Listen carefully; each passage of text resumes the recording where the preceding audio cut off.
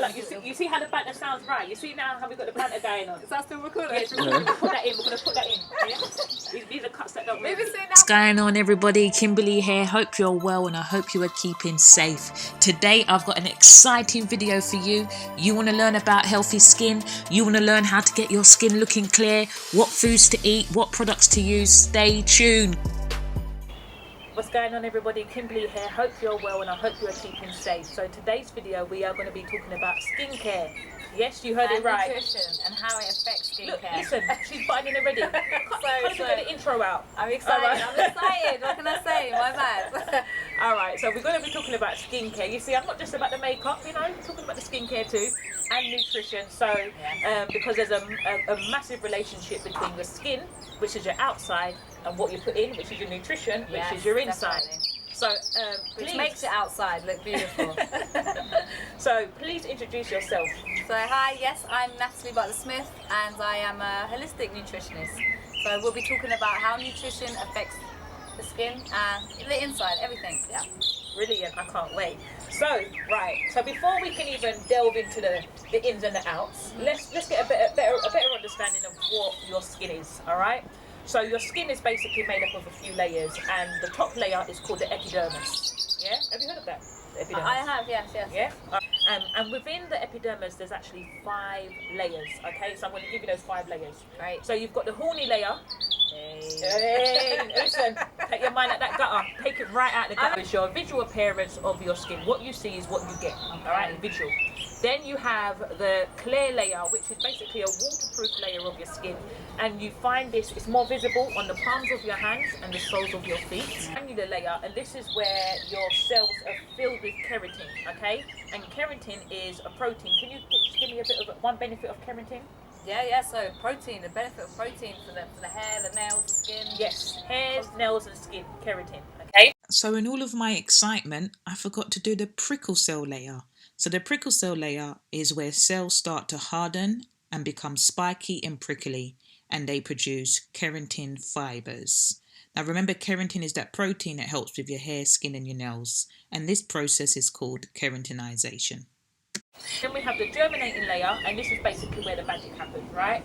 This is where all the production takes place, so the behind the scenes. So this is where your keratin cells are produced. Like we said, it's a protein, good for the nails, the skin and the hair.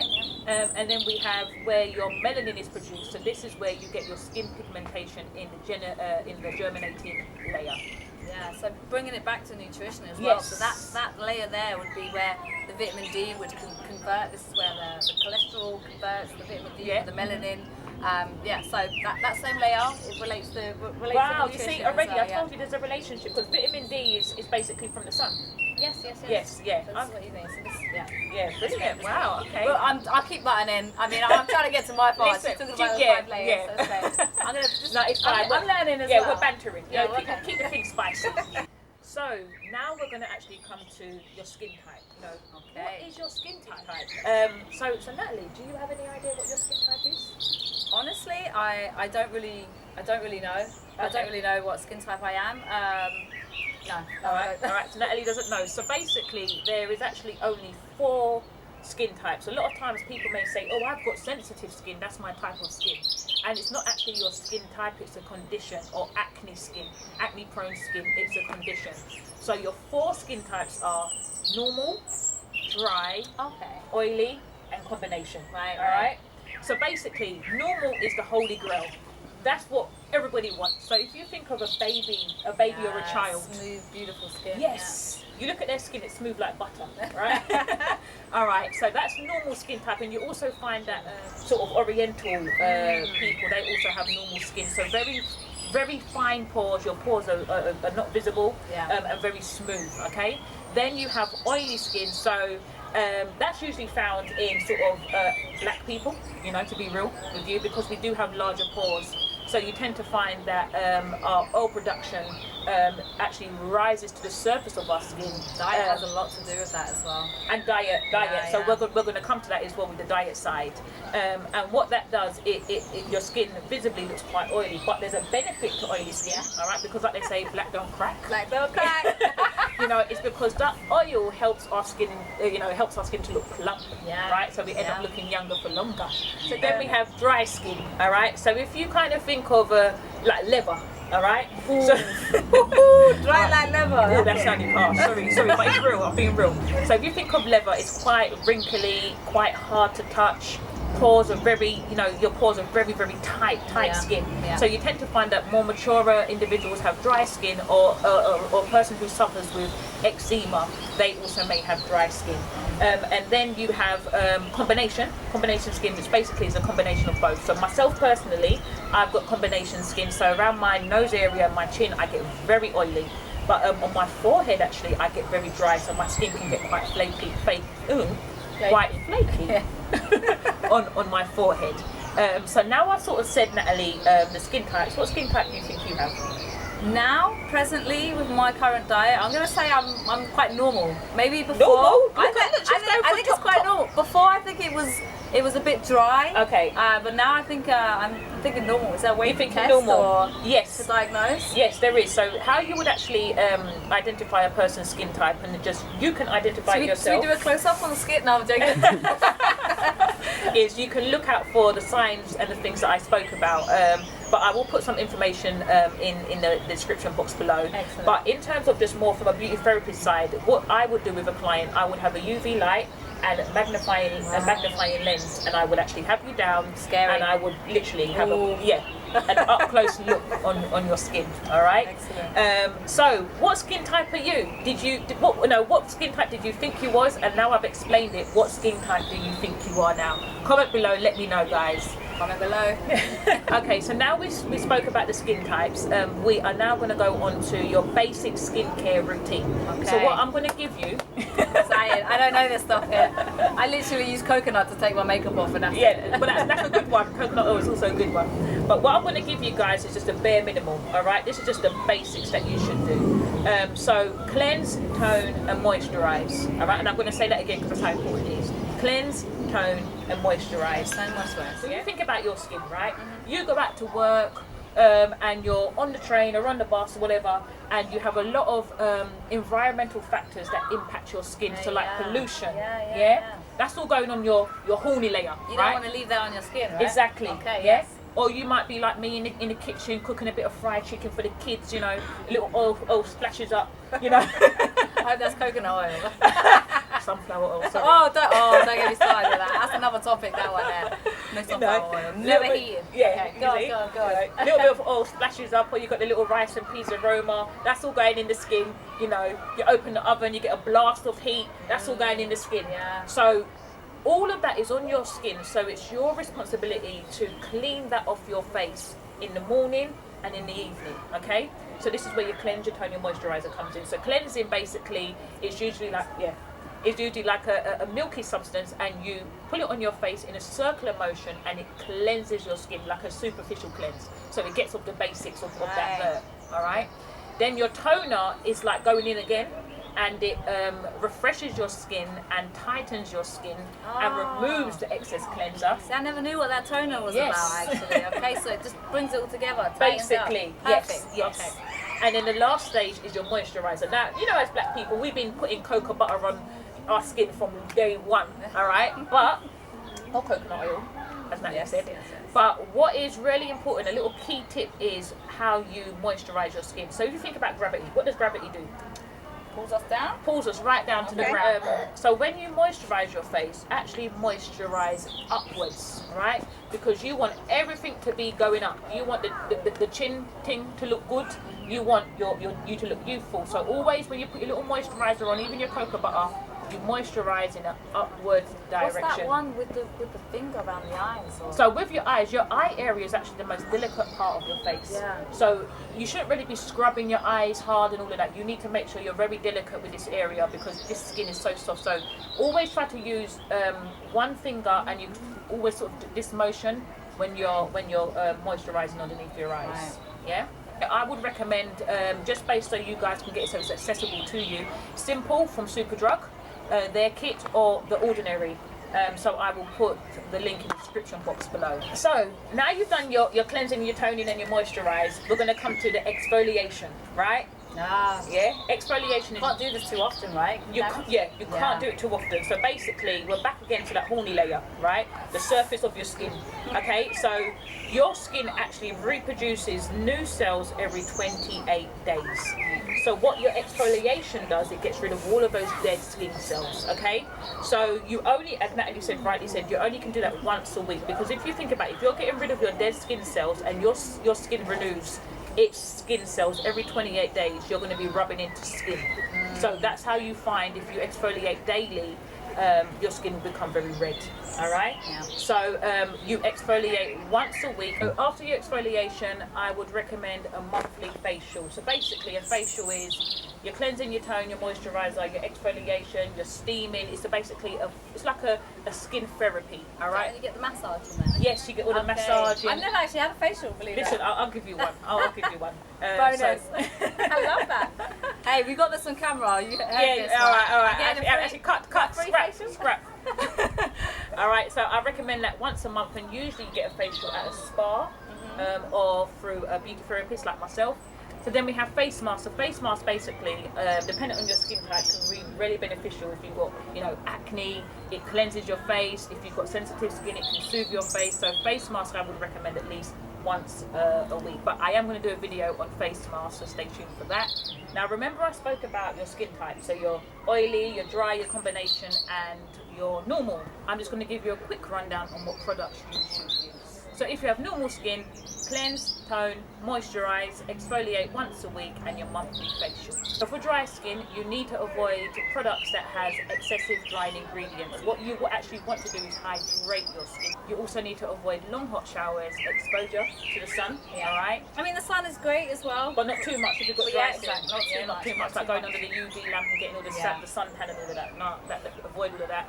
And also central heating in your home, try to keep that down. Your cleanse, tone and moisturize, and your monthly facial. Okay, and if you have oily skin, use gentle products that's not going to clog your pores, all right? So you don't want nothing heavy clogging up those pores. You need to let those pores breathe, right? Your cleanse, your tone and your moisturize, and your monthly facial. Combination skin, you would use different products based on the region of your skin, and products that are specifically designed for combination skin. Your cleanse, your tone and your moisturize, and your monthly facial. So how does nutrition play, or your diet play, in maintaining healthy skin? What you put in your body is going to reflect on your skin. So your skin's like a representation of what's happening inside your body.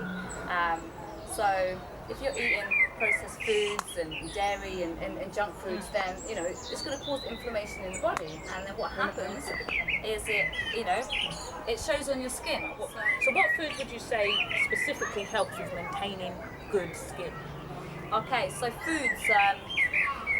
I don't like to kind of say there's one food group that you can eat that's going to benefit your skin, because it's a lifestyle change. But with that said, there is a specific group that may benefit your skin it may benefit your skin more. So I think when you think of skin, you think sunshine, you think warmth and glow. You want that. So what colour does that kind of represent? Sunshine. Yeah. In this country. Well, we had a nice day today. So. We had a nice day today. So if I think about sunshine, I'm thinking my yellows, my oranges. Yeah. So that is my best advice, the simplest, easiest advice that you can do is when you're down at the supermarket, the shopping aisle, the farmer's market, head for yellow. So just think sunshine, warmth and beauty, yellow, yeah? So that's all of your products. So your yellow peppers, bananas, sweet potatoes, so we're going like yellow orange. Yes. And I'm not just making up a colour here. I mean, it's important because the yellow fruits and vegetables actually have compounds. So it's a bioflavonoid, which actually helps the production and breaks down the vitamin C. The vitamin C is obviously responsible for replenishing the skin, and vitamin C works hand in hand with collagen as well, so the production of collagen. And we all know that collagen gives that nice plump, full skin, exactly. That, and remember, people inject collagen in their skin. They pay for this, right? We're talking about the natural way to get your collagen. Exactly. So think beauty, think sunshine, think yellow. So when you're shopping, I would definitely stick to I mean, all of your vegetables, obviously. You know, you need your vitamins, your minerals, and all of these things. Like, you need these. But yellow, Big beauty. Okay? Brilliant, brilliant. That's the easiest way to remember, yeah? Brilliant. So in regards to what to avoid, because obviously there's things that will go against and work against you. A must avoid food. I would definitely say dairy actually. So if you're a big fan of your milk, or I call it cow pasta. Oh my gosh, that's my fruit porridge out the window. That one there, yeah. I mean, almond milk and oat milk are great alternatives. Okay. But if you're interested in that, you know, you can check out my channel because I can talk all day long about that. Yeah. But just because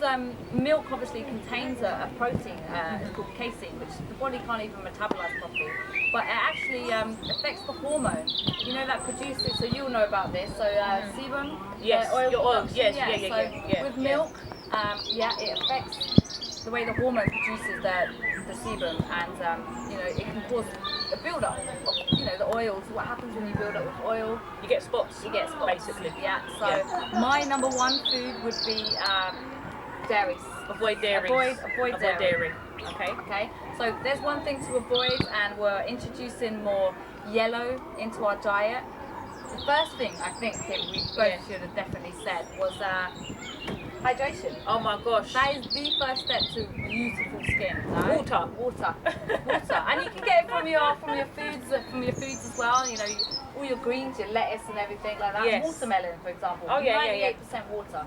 So you can hydrate on a cellular level as well. And we're not talking about government juice from the tap. Oh no. None of that rubbish. Well, I mean, no. I mean, just drink water. Yeah, mineral water, Yeah. get it from the supermarket, bottled water, so just that 2 litres a day, at minimum. Yeah, I mean, it depends on your body size and activity, but that was the basic arbitrary statement, 2 litres. Personally, I'm meant to be drinking, 3.2 for my body weight? Okay. But that's another video. That's another video. Another important thing as well is you need to cleanse the body, you need a detox. Because if you're putting in all of this processed foods, if you eat too much negative things, you need to cleanse the body. So a quick easy way to remember is think of a tree, and what a tree does, it absorbs it takes in the carbon dioxide and gives you oxygen, okay? So when you're shopping, head for green, okay? Because it helps alkalize the body, and when the body's alkalized, it's very difficult for the body to cause inflammation and we get red skin. Right, okay. And this kind of thing. Alkalize, does that mean just cleansing?